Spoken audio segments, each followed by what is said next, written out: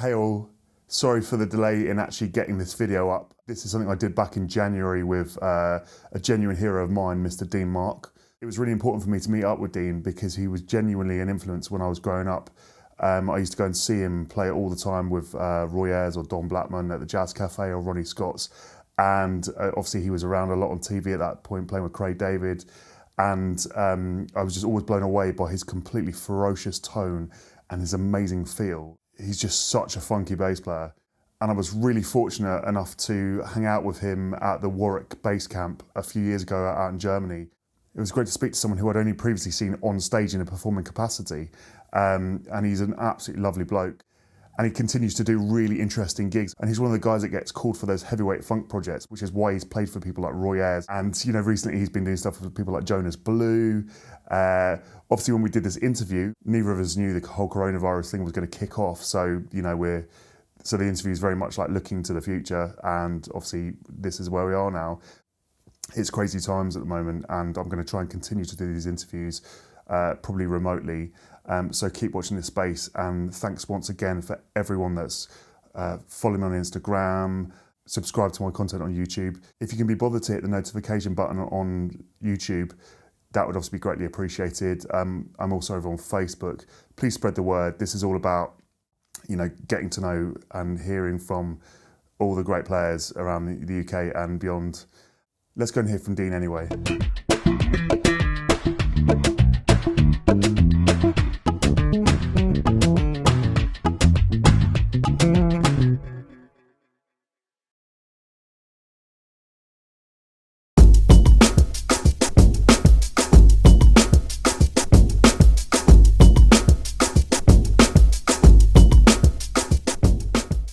So I'm Demark, a session bass player. I produce, I write, but mainly most people know me as a bass player. So people have seen me play with certain guys like Roy Ayers, Don Blackman, Craig David, Lamar, Lulu, Najee, Bill Downing. I mean, yeah, there's a few there, but you kind of get the picture.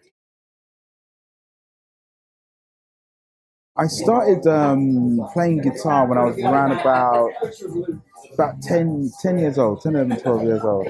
And I didn't take it seriously, but then about 1986, in my world, Prince came along and changed everything. And just music was just like, oh my gosh. So I kind of picked up the guitar a little bit and was playing. And then I met someone who kind of wanted to put a little band together, but they couldn't find anyone to play bass. And so there's what I call my long lost cousin. He kind of showed me, look, listen, man, bass is easy. What you do is you do this. He says, that's it. I'm like, I can do that, you know. So I picked up the bass and I loved it. And then a few years later, I went to see Roy Ayers at Ronnie Scott's. This was January 1993, and the bass player on that gig at Ronnie's was a guy called Donald Nix. Now, I'd never seen anyone play a 5-string bass before, and the sound of it absolutely blew my mind. It was like a mushroom cloud of just like, oh my gosh, going on. And the moment I saw that, that was the moment I decided I wanted to play bass for life. That was it. You know what I mean? I didn't formally study. I taught myself. I'm still teaching myself. I'm teaching myself how to read now. So I kind of learned everything that I've learned so far without actually learning to read.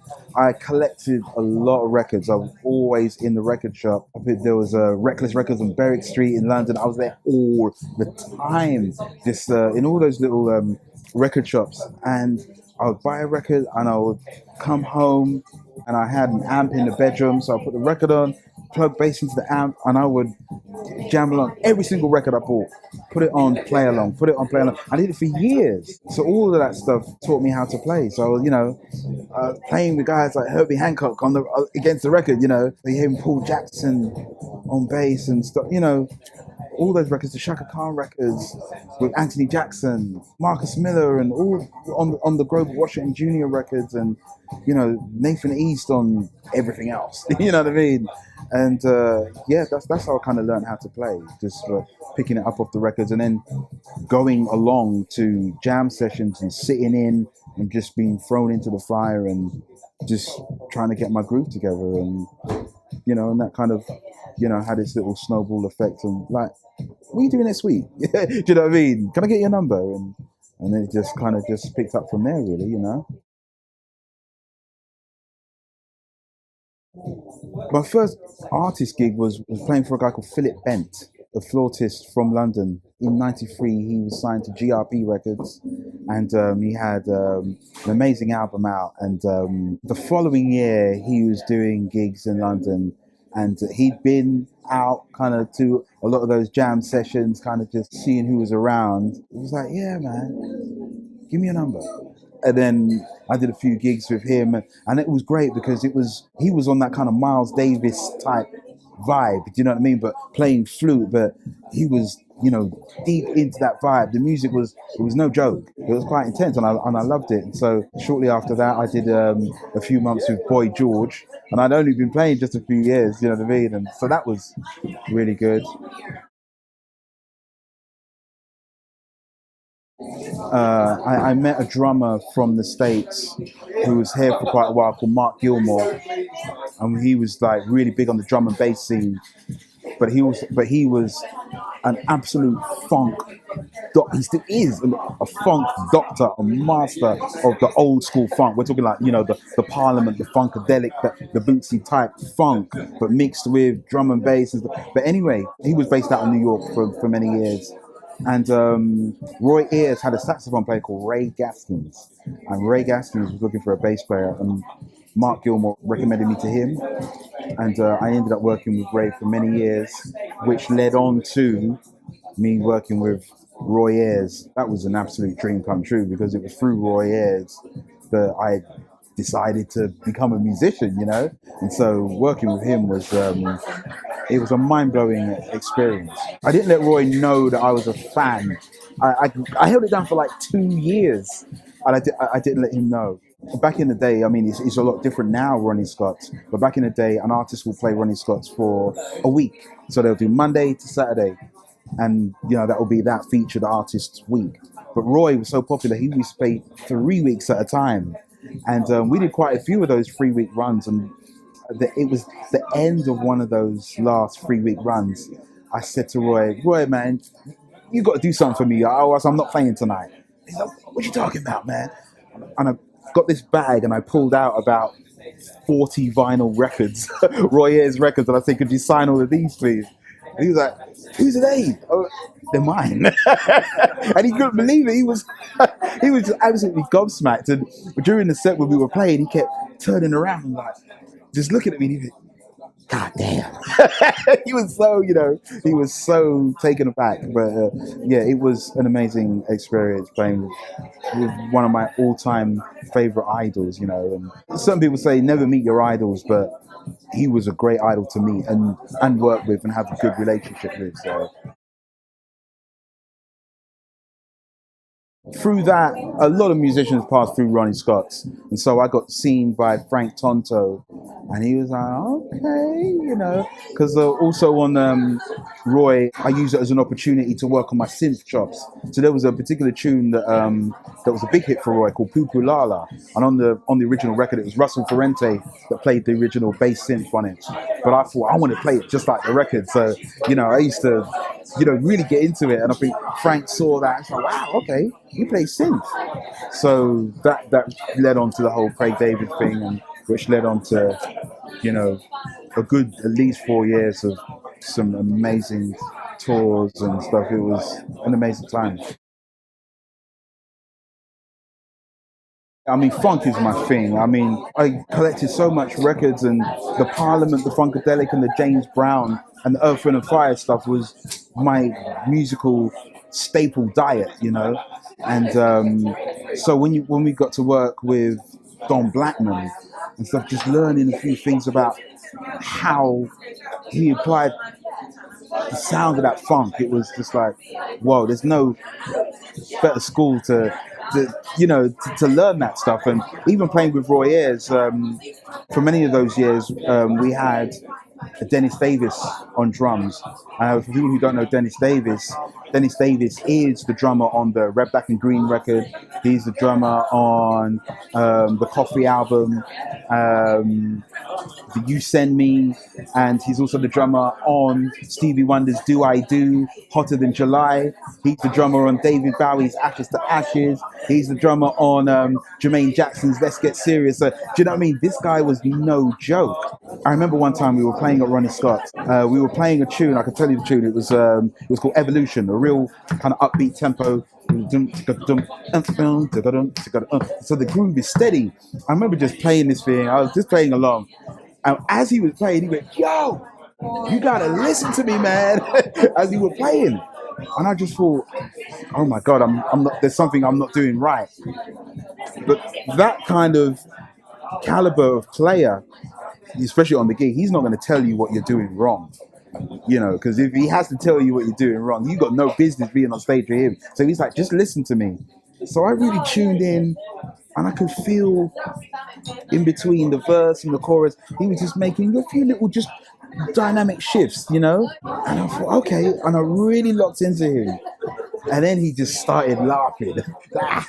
You bad motherfucker. And then I knew I had it. Working with someone like him and looking in, he wasn't someone who knew about all those old records. He was someone that was on them. Do you know what I mean? And playing the hell out of these live gigs. And it was just the absolute best funk training that a guy who was born and grew up in South London could have. You know what I mean? And the thing was that at the time, I knew it as well. I knew it at that time that it was something special. So I humbled myself and listened to that guy and soaked up everything that was going on around me. And it was a real privilege to be in that position at that time. I can't say that enough, Not necessarily about how to be a better bass player. It's more just about, how to apply the music. Like, for instance, there was one time, because I put the band together for Don and stuff, I kind of used to handle quite a few things for him and help build up the set in terms of what tunes we should have in there. Because he'd be like, man, whatever you want, man, you decide. And, Don was really cool. And there was one of my favorite tunes that he wrote for a guy called Bernard Wright. It's a tune called Habbo Glabbo Trippin' on the Nard album. I would count some of the tunes up sometimes. And Don stopped the tune. He's like, no. It's too fast. And he just went, put it right there, and he slowed it down. And when we played the funk with that intensity, there was just so much swing in the groove. It was just like, oh my Lord.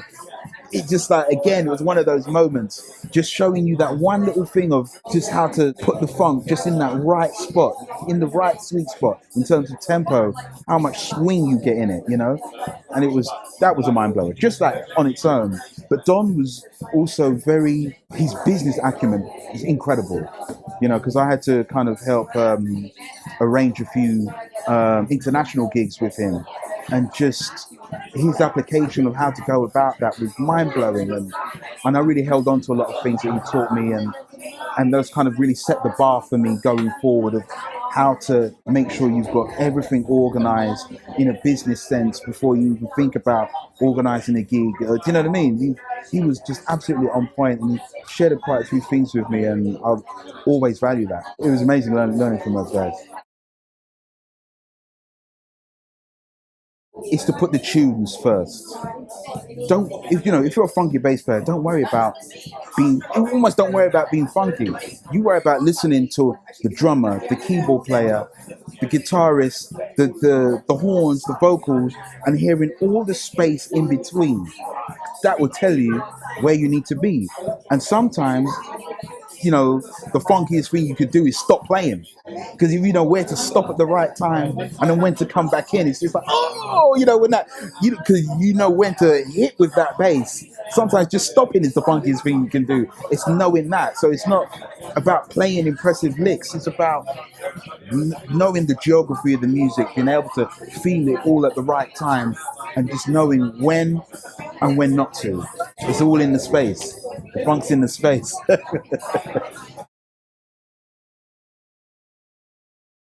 Yes, gear is very important. You gotta know the sound of your hands. Well, the reason why I say that is because, I started on a certain, types of basses, and then, you go and you try out other basses that are thousands and thousands of pounds, as opposed to the little £300 bass that you had, beforehand. And I kind of realized that, why do I sound the same? Or almost the same? So a lot of the sound is your natural sound, it's within your hands. And so you want to try and find the amp that amplifies the qualities that you like about your natural touch. In terms of choosing basses, I'll just sit with it first before I even plug it in. If it doesn't feel right, I won't even plug it in. Do you know what I mean? It just has to fit right. And once it feels right, then you go to plugging it in and checking out the sound from there. And in terms of bass gear, at first I like, how much low end can you put out, but when you work with bands that have, for instance, the Alexander O'Neill band, I used to work with that band. They've got like at least 3 or 4 keyboard players, and so with bands like that, you have loads of frequencies being thrown at you, swamped at you, and you still don't want to be loud, but you want to have gear that can give you the correct frequencies that cut through everything else without you being loud. It took me a long while to learn what to look for in terms of getting that frequency cut through without the MD going, man, you got to turn down. Do you know what I mean? The moment I'm using Van der Clay cabs, and I found that the tonal focus of those cabs are just ridiculous. Got so much good note focus, There's lots of low end there, but if you need to be at a certain level but still have the right mid frequencies coming through, the speakers are deadly, incredible. At the moment, I'm using Elixir strings. I'm very Marcus Miller influenced, from like early 90s. So I'm very much a stainless steel guy. I'm also been using some Dunlop Superbrights as well, and they sound really great. But at the moment, very much Elixir strings. They last, and the sound is fantastic. In terms of bass instruments, in the studio, on certain things, I use my my Fender Jazz. I've got a Fender Jazz. It's kind of like a 70s reissue. I bought that back in 1996, 97, and I don't gig it that much. I used to gig it with Don Blackman because it was like pretty much the sound of those records, do you know what I mean? But I kind of get a bit, I don't like to take it out, don't like to give it knocks, so that's kind of my studio bass.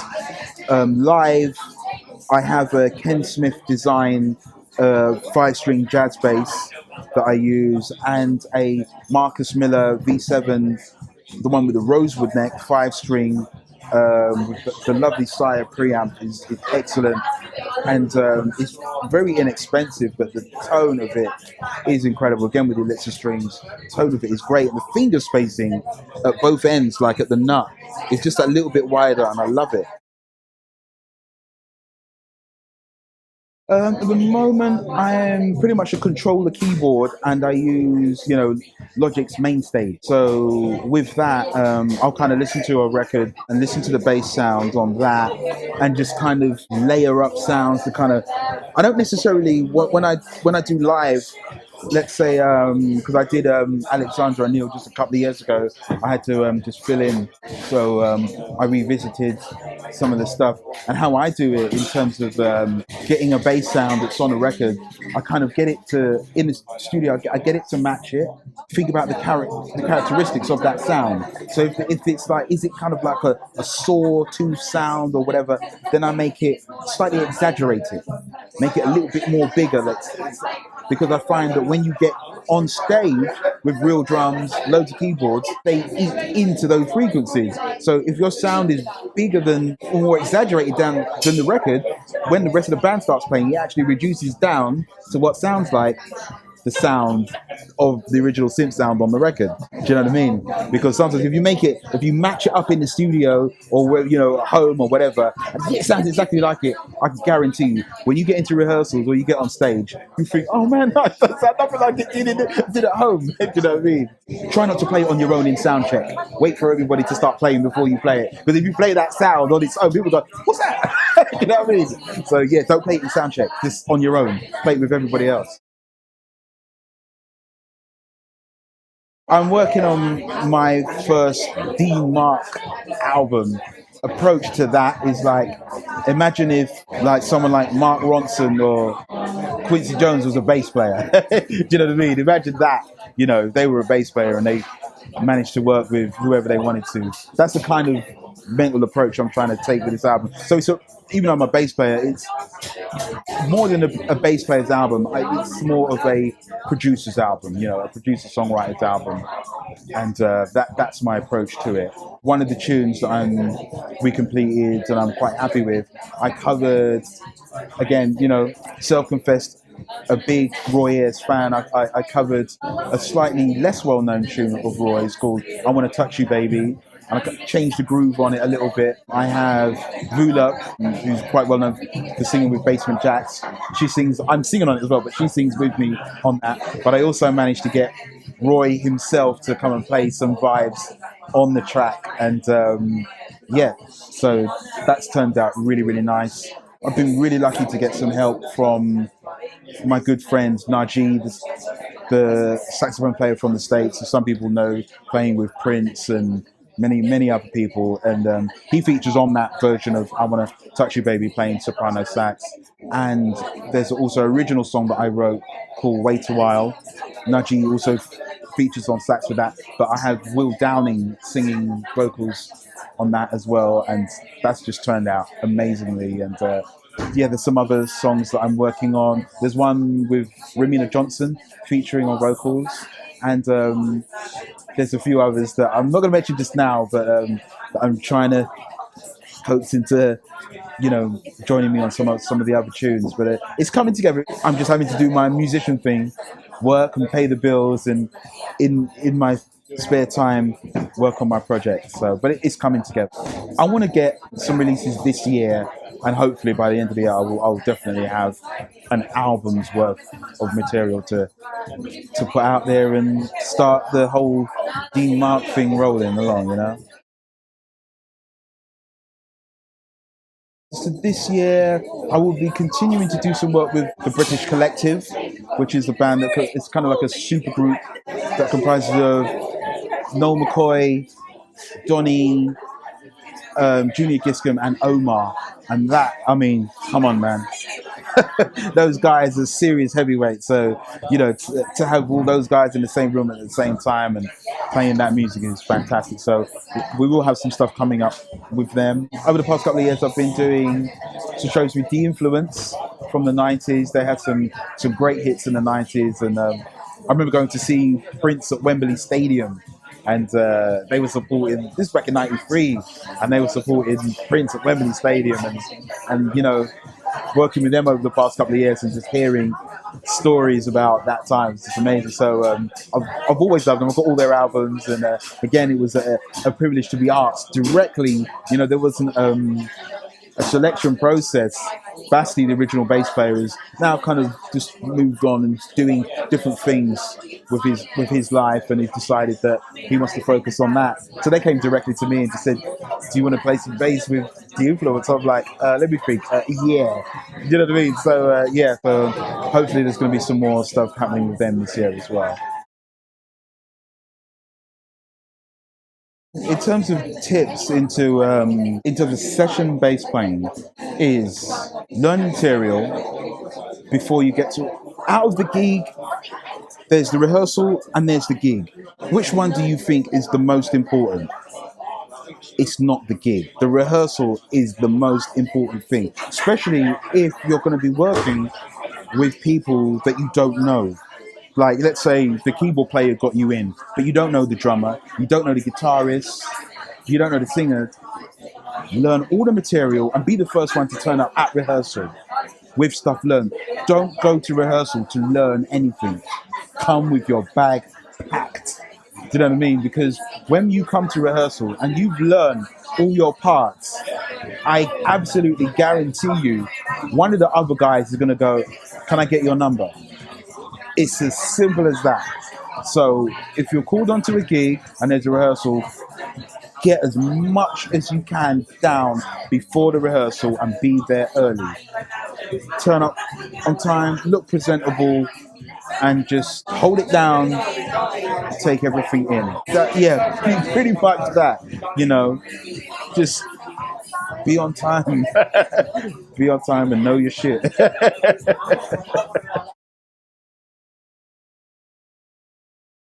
Social media, Dean Mark on Facebook. You can also access me by my website, deanmarkbass.com. My email, deanmarkbass@gmail.com. I'm also on Instagram, deanmarkbass. Google me, whatever, reach out, yeah.